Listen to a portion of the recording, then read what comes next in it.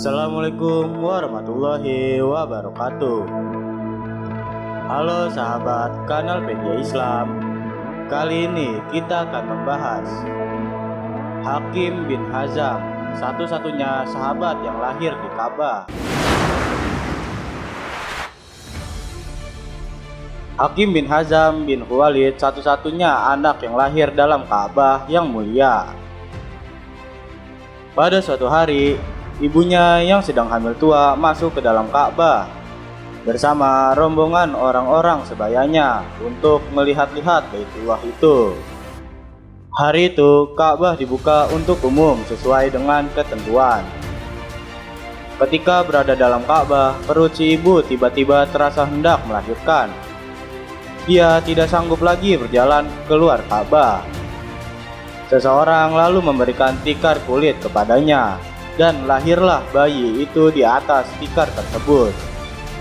Bayi itu adalah Hakim bin Hizam bin Khuwailid, yaitu anak laki-laki dari saudara Ummul Mukminin Khadijah binti Khuwailid.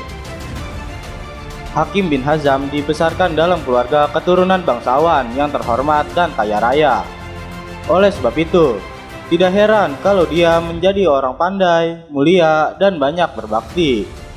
Dia diangkat menjadi kepala kaumnya dan diserahi urusan rifadah, lembaga yang menangani orang-orang yang kehabisan bekal ketika musim haji di masa jahiliyah.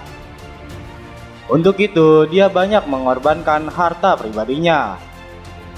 Dia bijaksana dan bersahabat dekat dengan Rasulullah sebelum beliau menjadi nabi. Sekalipun Hakim bin Hizam lebih tua sekitar 5 tahun dari Nabi SAW,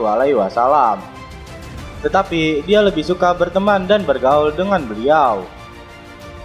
Rasulullah mengimbanginya pula dengan kasih sayang dan persahabatan yang lebih akrab. Kemudian ditambah pula dengan hubungan kekeluargaan, karena Rasulullah mengawini bibi Hakim, Khadijah binti Khuwailid. Hubungan di antara keduanya bertambah erat. Walaupun hubungan persahabatan dan kekerabatan antara keduanya demikian erat, ternyata Hakim tidak segera masuk Islam dan mengakui kenabian Muhammad SAW. Namun, masuk Islam sesudah pembebasan kota Makkah dari kekuasaan kafir Quraisy, kira-kira 20 tahun sesudah Muhammad SAW diangkat menjadi Nabi dan Rasul. Wallahu a'lam. Demikianlah kisah Hakim bin Hizam, satu-satunya sahabat yang lahir di Ka'bah. Jika kalian suka dengan video ini, kalian bisa like, komen, dan subscribe. Dan jangan lupa di-share ya ke grup WhatsApp kalian. Terima kasih. Wassalamualaikum warahmatullahi wabarakatuh. Assalamualaikum warahmatullahi wabarakatuh. Halo sahabat Kenalpedia Islam. Kali ini kita akan menjelaskan jenis-jenis neraka untuk kaum wanita. Sayyidina Ali RA menceritakan suatu ketika melihat Rasulullah menangis manakala ia datang bersama Fatimah. Lalu keduanya bertanya mengapa Rasul menangis. Beliau menjawab, pada malam aku diisrokan aku melihat perempuan-perempuan yang sedang disiksa dengan berbagai siksaan. Itulah sebabnya mengapa aku menangis, karena menyaksikan mereka yang sangat berat dan mengerikan siksaannya. Putri Rasulullah kemudian menanyakan apa yang dilihat ayahandanya. Demikianlah informasi ini kami sampaikan. Untuk tahu sejauh lebih dalam kisahnya, yuk langsung aja pindah ke channel YouTube kami, Kenalpedia Islam. Assalamualaikum warahmatullahi wabarakatuh. Halo sahabat Kenalpedia Islam.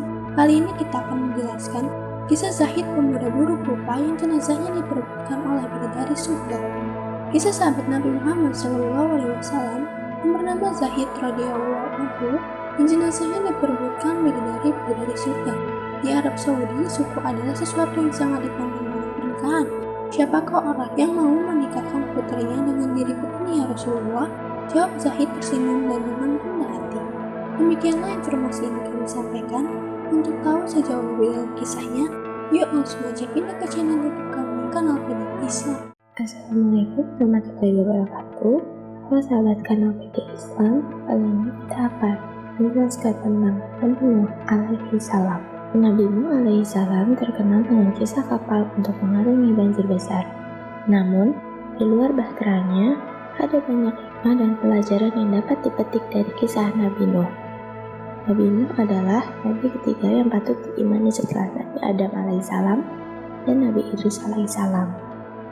Nuh merupakan keturunan ke-9 dari Nabi Adam. Nama Nuh berasal dari bahasa Syria yang berarti bersyukur.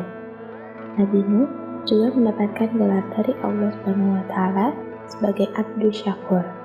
Gelar itu berarti hamba yang banyak bersyukur sesuai dengan surah Al-Isra ayat 3. Demikianlah informasi ini kami sampaikan. Untuk tahu sejauh lebih dalam kisahnya, yuk langsung aja pindah ke channel YouTube kami kenal. Assalamualaikum warahmatullahi wabarakatuh. Halo semuanya. Kehidupan umat muslim di Vietnam. Suasananya lebih tampak seperti di Indonesia ketimbang di Vietnam. Lantaran para perempuan tersebut hampir semuanya mengenakan baju gamis dan berkerudung. Sementara beberapa laki-laki menggunakan sarung dan peci terlihat tengah duduk di depan Masjid Al-Ihsan. Ketika azan yang menandakan salat asar berkumandang dari Masjid Al-Ihsan, tampak puluhan laki-laki menghentikan pekerjaannya dan mereka beranjak ke dalam masjid. Untuk kalian yang ingin tahu informasi selanjutnya, yuk langsung saja mampir ke channel YouTube kami, Kanal Dunia Islam. Assalamualaikum warahmatullahi wabarakatuh. Halo semuanya. Di sini saya akan sedikit menjelaskan tentang negeri Yaman Keturunan Nasrani. Negara Yaman sudah tidak asing lagi untuk diketahui, betul sekali. Yaman adalah salah satu negara yang terletak di Asia Tenggara.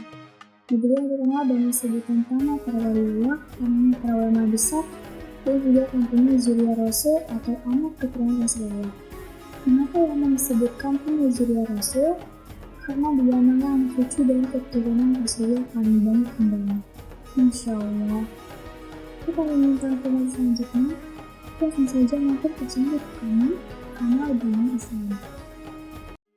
Assalamualaikum warahmatullahi wabarakatuh. Halo semuanya. Masjid terkecil di dunia. Setiap daerah baik Indonesia maupun di dunia memiliki ciri khas arsitektur yang beragam. Tak jarang, arsitektur berbalut budaya itu diaplikasikan ke dalam bangunan masjid. Ciri khas inilah yang membawa daya tarik tersendiri dari sebuah masjid. Tak hanya sebagai rumah ibadah, banyak masjid-masjid di dunia yang dijadikan destinasi wisata.